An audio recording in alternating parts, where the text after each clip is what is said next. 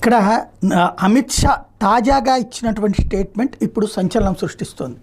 జమిలి ఎన్నికలకి సంబంధించినటువంటి ప్రస్తుత ఎన్డీఏ సర్కార్ హయాంలోని జమిలి ఎన్నికలు అమలు చేసి చూపుతామని అమిత్ షా తేల్చి చెప్పారు. కేంద్రంలో మళ్లీ అధికారం చేపట్టి 100 రోజులు పూర్తయిన సందర్భంగా ప్రభుత్వ పనితీరును వెల్లడించేందుకు ఏర్పాటు చేసిన మీడియా మీటింగ్లో ఈ బహిరంగ ప్రకటన చేశారు.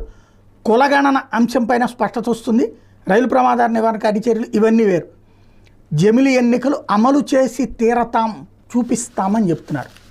గత కొన్ని రోజుల నుంచి, గత 2-3 రోజుల నుంచి మనం కూడా మాట్లాడుకున్నాం. వాస్తవంగా జమిలి ఎన్నికలు అసాధ్యం అన్నది. కానీ మొన్న జడశ్రావణ్ గారు చెప్పినట్టేనా వీళ్ళు ఏదైనా చేయగలరు. ఆర్టికల్ 370 తీయగలరని ఎవరు అనుకున్నారు? అయోధ్యలో రామ మందిరం కట్టగలరని ఎవరు అనుకున్నారు? త్రిబుల్ తలాక్ బిల్లు పాస్ అవుద్దని ఎవరు అనుకున్నారు? అనుకుంటే చేసేటటువంటి ద్వయం అక్కడ. కాబట్టి జమిలి ఎన్నికలు ఖచ్చితంగా జరిగి తీరుతాయి. అంటే జమిలి ఎన్నికలు 2029కే అంటే ఇంకా అంతకంటే ముందే జరిగే అవకాశం